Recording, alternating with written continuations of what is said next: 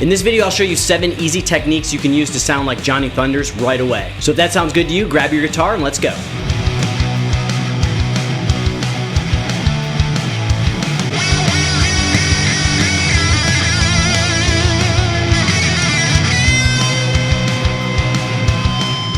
Alright, so the first technique that Johnny Thunders uses all the time is double stop bends. And so Johnny Thunders was a big fan of Chuck Berry, and Chuck Berry was a pioneer in this technique of double stop bends. And so a really great example of Johnny Thunders using these is in the song One Track Mind.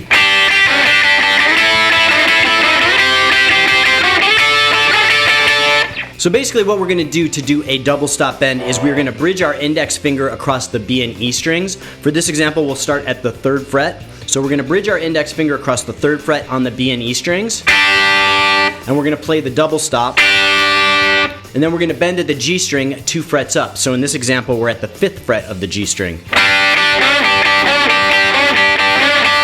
And we're just going to go back and forth between the double stop and the bend.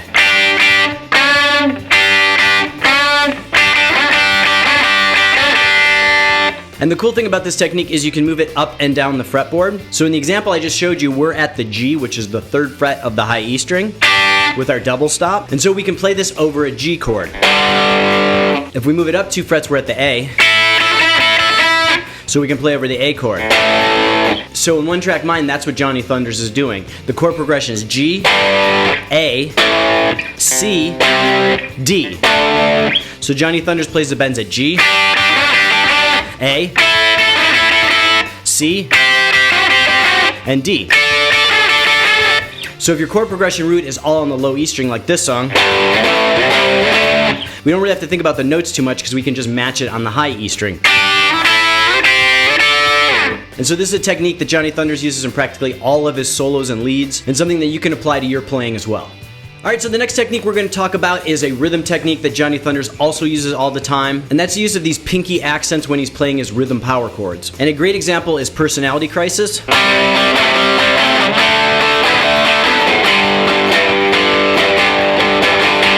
So all we're going to do is take a simple 2-note power chord. In this example, we're starting with a C. So index finger rooted at the 3rd fret of the A string and ring finger at the 5th fret of the D string. And then we're going to do this accent 2 frets up with our pinky finger on the D string. And we can do this with any power chord in any position. And this song and chord progression is a great example of that because they use that accent throughout the whole chord progression in the rhythm.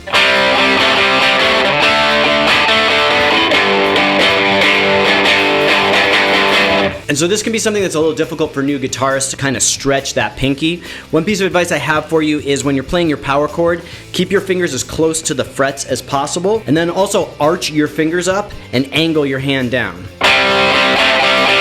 That'll give you easier access with your pinky to the higher fret. Alright, so the next technique is similar to the double stop bends, and that is unison bends. And so a unison bend is playing 2 notes at the same time and bending the lower note up to match the pitch of the higher note. And so a good example of this is the outro to Born to Lose, where Johnny Thunders is basically just playing unison bends. So this starts at about the 2 minutes and 30 seconds point of the song.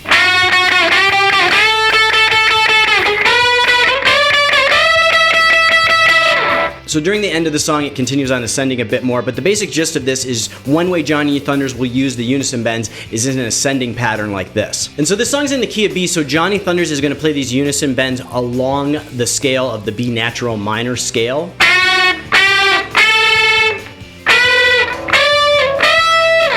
And so this is something to remember if you're going to use unison bends in like an ascending pattern or any type of melodic pattern in your playing. You can figure out the key that the song is in. For example, this is in the key of B minor. And you can take a scale like the B minor pentatonic or the B natural minor scale, and you can play the notes along it just using unison bends. And if you're enjoying this lesson, check out my brand new Johnny Thunders guitar course that I just launched on my website, scottobryanguitar.com. It basically talks about all these techniques plus a whole lot more in some short 5 to 10 minute videos that you can play in any order. So if there's a technique you already know and are proficient on, you can skip that one and go to the next one. And I also show you how to play some cool Johnny Thunders leads, fills, and rhythm patterns in the course. Now back to the video. And another cool way that Johnny Thunders uses unison bends is in a kind of melodic pattern. And a good example of this is the song All By Myself. At about this 2 minute mark, Johnny does this unison bend lead that sounds like this. And so this is a unison based melodic lead. We're going to bend up into the unison bend, then we're going to hit the unison bend with it still bent, And then we're gonna play it one more time, bringing the bend down. And then we're just gonna hit the lower note of the bend, the 14th fret of the G string when we get back to normal pitch. So.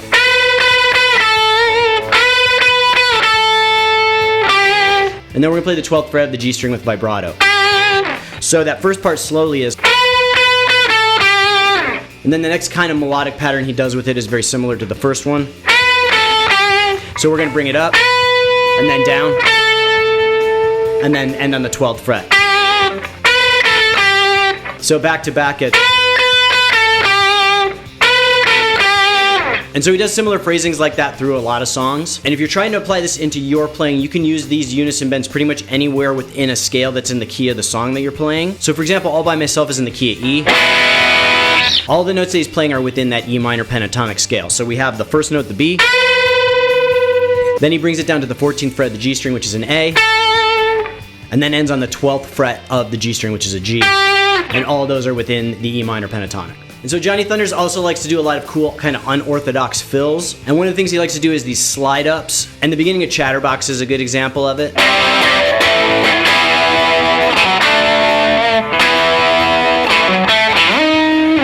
So with the slide ups, he basically kind of ends wherever the last chord is. In this example, it's an E.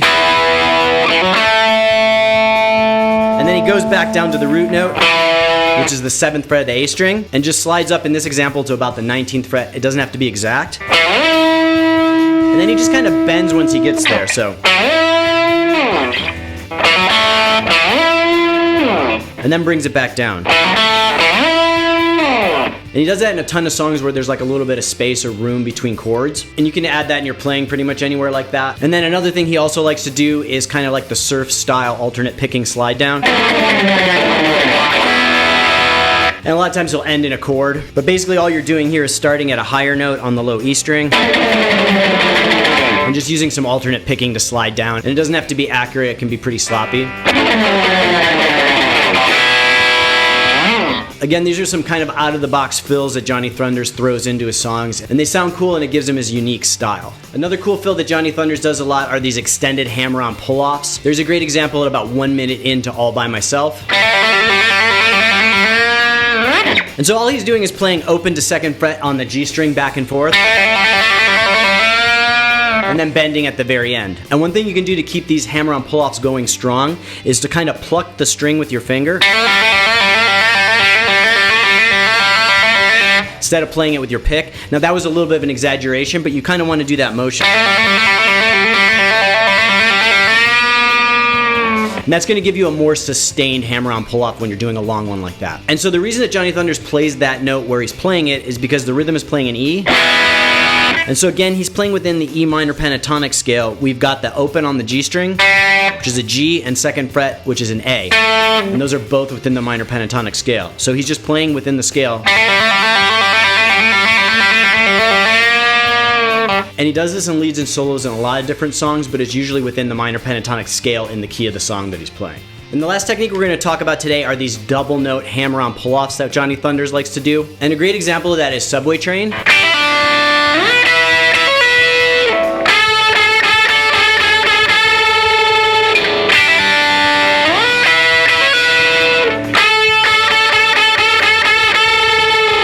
And so he's playing a double stop like we learned in the first part of the video.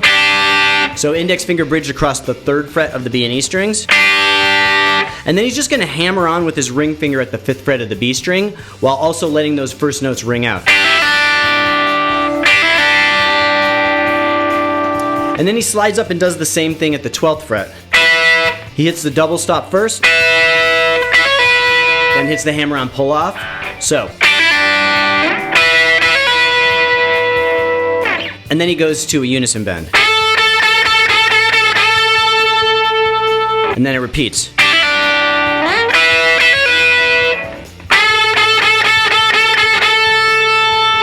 And so it's a pretty simple technique, but it's really memorable in that song. And so the reason he plays the first time at the 3rd fret is because the first chord is a G. And so he's playing in the G position. And then the 2nd chord is an E. So he moves up to the E position, the 12th fret of the high E string. And so then he does a unison bend in the D, which is the next chord. So we have G to A to D. And Johnny Thunders plays G to E to D.